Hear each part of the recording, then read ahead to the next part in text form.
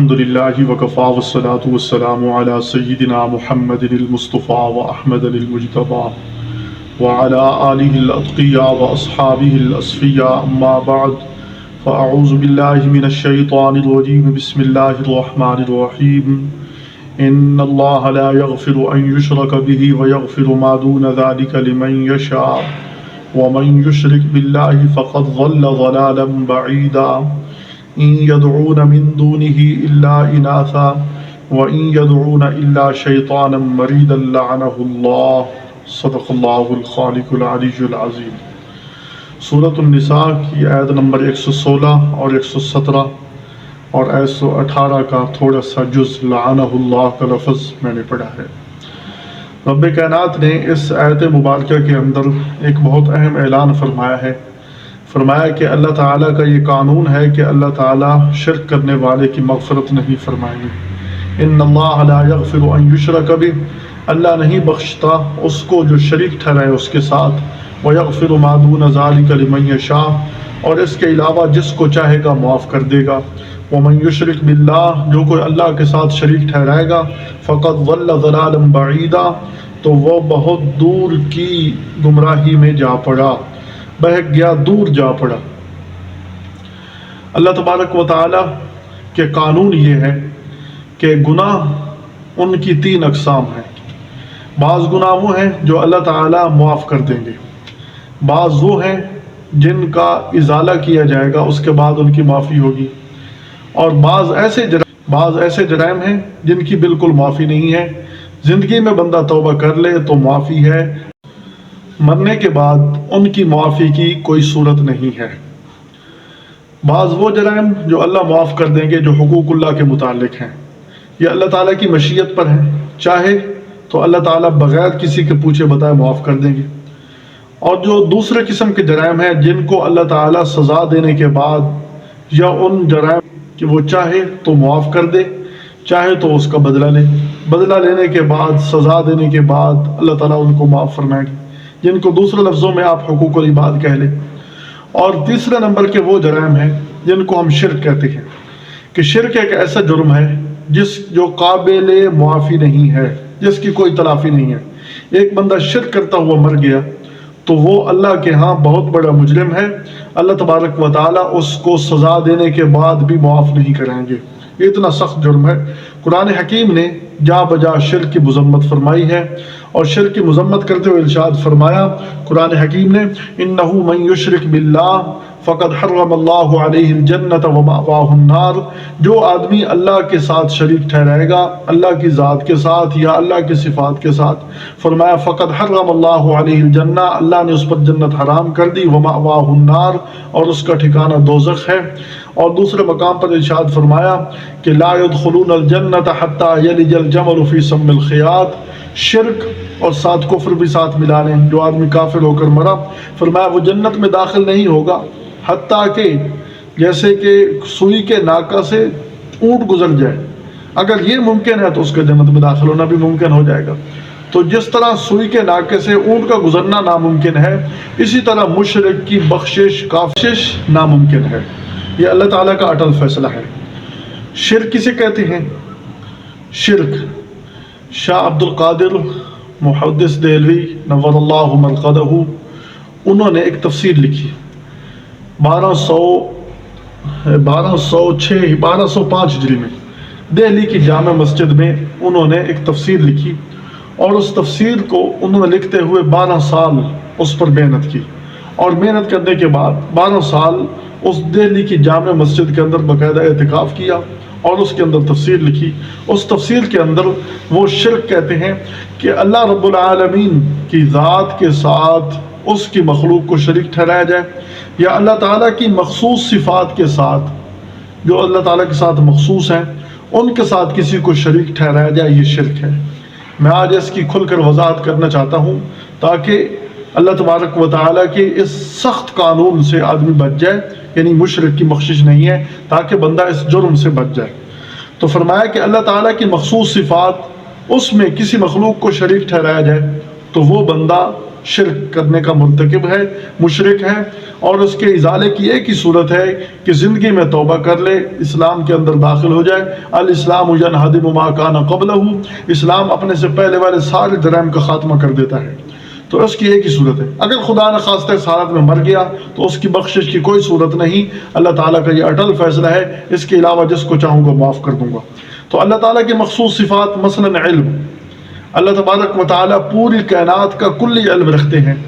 اب کوئی آدمی دعویٰ کرے کہ اللہ تعالیٰ میرے بارے میں اچھی طرح جانتے ہیں اور میرا فلاں پیر صاحب بھی مجھے اچھی طرح جانتا ہے، جیسے اللہ تعالیٰ مجھے جانتے ہیں میرا پیر صاحب بھی مجھے جانتا ہے، یا یہ دعویٰ کر دے کہ جیسے اللہ تعالیٰ مجھے جانتے ہیں میرے نبی بھی میرے حال سے واقف ہیں، تو یہ اللہ تعالیٰ کی مخصوص صفت علم اس کے اندر شریک ٹھہرا دی۔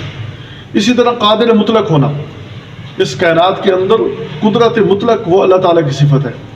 اچھا، میرے اندر اللہ جو چاہے تصرف کر سکتا ہے، لیکن اگر یہ عقیدہ رکھ لیا جائے کہ جیسے اللہ قادر مطلق ہے ایسے میرا پیر صاحب بھی میرے بارے میں یہ کر سکتا ہے، جیسے اللہ مجھ پر قدرت رکھتا ہے میرا پیر بھی مجھ پر قدرت رکھتا ہے، تو یہ شرک ہے۔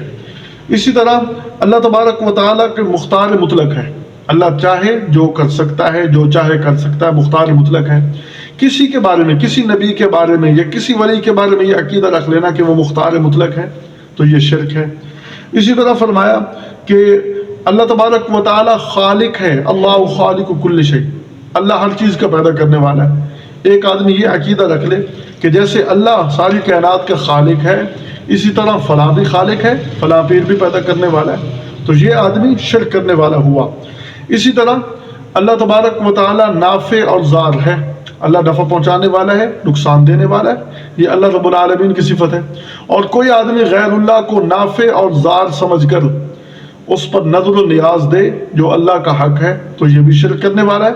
جیسے اللہ تعالیٰ کو نافع اور ضار سمجھتا ہے، کسی اور کو نافع اور ضار سمجھ کر اس پر جا کر نظر و نیاز دے تو یہ بھی شرک کرنے والا ہے۔ اسی طرح فرمایا کہ من اقسم لغیر اللہ فقط اشرک، جو غیر اللہ کی قسم اٹھائے وہ بھی شرک کرنے والا ہے۔ عورتیں عموماً اپنے بچے کی قسم اٹھا لیتی ہیں، میں اپنے بچے کے سر کی قسم اٹھا رہی ہوں، تو یہ شرک کر رہا ہے، یہ اللہ تبارک و تعالیٰ کے ساتھ شریک ٹھہرا ہے، اللہ تعالیٰ کی تعظیم جو قسم کے اندر ہے وہ اس کو دے رہا ہے، تو یہ بھی شرک کا مرتکب ہوا۔ اسی طرح بوقت ذبح بسم اللہ الرحمن الرحیم، یہ اللہ تبارک و تعالیٰ کا نام لینا ہے، بسم اللہ اللہ اکبر، اور ساتھ بسم اللہ، یہ بسم محمد صلی اللہ علیہ وسلم یا بسم رسول اللہ کہہ دیتا ہے، تو یہ بھی شرک کرنے والا ہے۔ تو بہرحال اللہ تعالیٰ کی مخصوص صفات، اللہ تعالیٰ کی طرف جو چیزیں مخصوص منسوب ہیں ان میں کسی اور کو شریک کرنا یہ گویا کہ شرک ہے، اور جو کوئی شرک کرے گا اللہ اس کو معاف نہیں کرے گا، تو شرک بہت بری چیز ہے۔ تو فرمایا کہ وَيَغْفِرُ مَا دُونَ ذَلِكَ لِمَن يَشَاءُ، مشرک کی بخشش نہیں، کافر کی بخشش نہیں، اور اس کے علاوہ جس کو چاہے گا، جس کی میں نے تفصیل شروع میں کر دی کہ حقوق العباد وہ صاحب حق کے معاف کرنے کے بعد اللہ معاف کرے گا، حقوق اللہ اللہ کی مشیت پر ہے، چاہے تو اللہ معاف کر دے گا۔ فرمایا وَمَن يُشْرِكْ بِاللَّهِ، جو آدمی اللہ کے ساتھ شریک ٹھہرائے گا فَقَدْ ضَلَّ ضَلَالًا بَعِيدًا، تو وہ بہت دور جا پڑا، وہ بہک گیا، بہت دور جا پڑا، بہک کر بہت دوری کا رستہ اس نے اختیار کیا۔ اور فرمایا إِن يَدْعُونَ مِن دُونِهِ إِلَّا إِنَاثًا، مشرک جو ہوتا ہے نا، مشرک شرک کرنے والا، جو اللہ کا در چھوڑ دیتا ہے تو اس کے لیے ہزاروں در نظر آتے ہیں، اس کو ہزاروں در نظر آتے ہیں، جس پر اس کا دل کرے، جس در پر دل کرے اسی پر جھک گیا، کیونکہ اس کا ایک در تو رہا نہیں، جہاں اس کو بڑی کوئی گنبد نظر آیا وہیں جا کر جھک گیا، بڑی کوئی درگاہ نظر آئی وہیں جا کر جھک گیا۔ تو فرمایا مشرکین جیسے اور چیزوں کی عبادت کرتے ہیں، فرمایا إِن يَدْعُونَ مِن دُونِهِ إِلَّا إِنَاثًا، وہ اللہ کے علاوہ عورتوں کی بھی عبادت کرتے ہیں، عورتوں کو بھی پوجتے ہیں، اللہ کے علاوہ مؤنث کی بھی پوجا کرتے ہیں۔ کیسے؟ مؤنث کی پوجا کرتے ہیں، عورتوں کی، یعنی صنف نازک، ان کی طرف وہ اللہ تعالیٰ کو ان کے ند اور برابر ٹھہراتے ہیں۔ جیسے عرب والے لات، عزا اور منات، لات کی پوجا کرتے تھے، کیا کہتے تھے کہ یہ لات الہ کی مؤنث ہے، عزا یہ عزیز کی مؤنث ہے، اور منات یہ منان کی مؤنث ہے، تو ان کی طرف یہ نسبت کرتے ہوئے ان کی۔ ایسے ہی نوح علیہ السلام کے زمانے میں سوا نامی بت یہ مؤنث تھی، یعنی انتظام کرنے والی، گھریلو انتظام کرنے والی، جیسے عورت گھر کے انتظام سنبھالتی ہے، یہ سوا نامی بت یہ عورت تھی، یہ بھی گھریلو ہمارے انتظام میں ہمارے معاون ہے۔ اسی طرح ہندو، ان کے تو کئی خدا ہیں، ان میں سے زیادہ مؤنث ہے۔ اچھا، بعض کو انہوں نے विष्णु देवी के नाम से याद किया हुआ है। विष्णु देवी ये इनकी एक औरत है, औरत मुअन्नस, इसकी इबादत करते हैं। इसी तरह फरमाया दरगाह देवी उसकी भी इबादत करते हैं। काली माता उसकी भी पूजा करते हैं। काली माता ये आफात से बचाने वाली है, और इसके सामने जाकर बच्चों को ज़िबा करते हैं ताकि ये गुस्सा ना हो और उसका खून देखकर इसका गुस्सा ठंडा हो जाए और हमें नुकसान ना पहुंचाए, आफात से हमें बचाए। इसी तरह सरस्वती देवी ये तूफानों से बचाने वाली, उसकी इबादत करते हैं। इसी तरह लक्ष्मी देवी दौलत की ये देवी है, दौलत, जब दौलत की कमी हो जाए तो लक्ष्मी देवी की जाकर पूजा करते हैं। और यूनान के अंदर उनकी एक यानी मुअन्नस जिसकी इबादत करते थे वो, उसका नाम है जोहरा नामी, उसकी भी इबादत करते हैं। तो यानी अरब लोग, एक नायला थी, नायला, उसकी भी इबादत करते हैं। ताइफ वाले एक बुत यानी एक उनके अंदर औरत थी जिसको उज़्ज़ा नामी औरत, उसकी इबादत कर रहे थे। आप सल्लल्लाहु अलैहि वसल्लम के ज़माने में भी था। आप सल्लल्लाहु अलैहि वसल्लम ने जब मक्का फतह किया तो खालिद बिन वलीद को भेजा कि जाओ उज़्ज़ा को कत्ल करके आओ। वो गए ताइफ के अंदर, जाकर देखा कि वहाँ कोई दरख्तों का झुंड है, उस झुंड पर जो है ना कुछ लोग बैठे हैं। जब उन्होंने देखा खालिद बिन वलीद रज़ी अल्लाह अन्हु आगे हैं, उन्होंने तलवार उठाई और वो भाग गए। अब वो झुंड के अंदर आगे कोई दीवारें तलाश में आई, लेकिन वो औरत नहीं मिली। वापस आ गए, फरमाने लगे या रसूलल्लाह मुझे तो कुछ नहीं मिला, मैंने तो जो मिला उनको बारे में अपना काम किया। आप सल्लल्लाहु अलैहि वसल्लम ने फरमाया कि वो औरत अभी कत्ल, आप दोबारा जाएं और दोबारा जाकर उस मुहिम को सर करें। चुनांचे खालिद बिन वलीद गए और फिर बड़ी मुश्किल से उसको ढूंढा। वो औरत, उसके बाल बिखरे हुए, और उज़्ज़ा नामी औरत थी, और उसके मखसूस रास्ते थे, लोग उसके पास आते, उसकी इबादत करते। खालिद बिन वलीद ने उनको ढूंढा, जब ढूंढा तो उसने खालिद बिन वलीद पर हमला करना चाहा, लेकिन खालिद बिन वलीद ने हमला करके उसको कत्ल कर दिया रज़ी अल्लाह अन्हु। तो ये औरतों की इबादत करते हैं।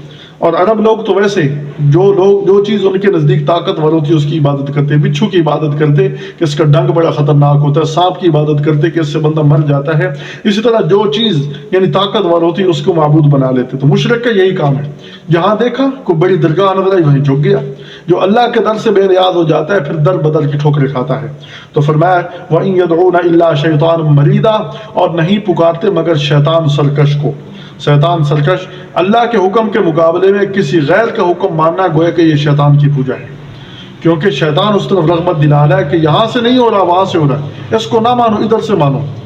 गोया कि शैतान की इबादत कर रहा है। तो जो लोग अल्लाह ताला से मदद मांगने के अलावा गैरुल्लाह से मदद मांगते हैं तो वो शैतान की इत्तिबा कर रहे हैं। शैतान मरीदा, ये जो लोग गौस आज़म या गौस आज़म दस्तगीर और या अली मदद के अल्फाज इस्तेमाल करते हैं तो गोया कि ये शिर्क के अल्फाज हैं और ये शैतान के बतलाए हुए रस्ते हैं, उन पर चल रहे हैं।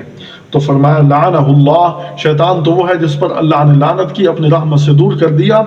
और शैतान का आगे तज़किरा आ रहा है। शैतान जब रांदा दरगाह हो गया तो उसने पूरी कोशिश करनी है कि मेरी मजबूत जमात और मजबूत पार्टी हो। अल्लाह ताला हमें कुरान और सुन्नत सही समझने की तौफीक अता फरमाए। वमा तौफीकुना इल्ला बिल्लाह।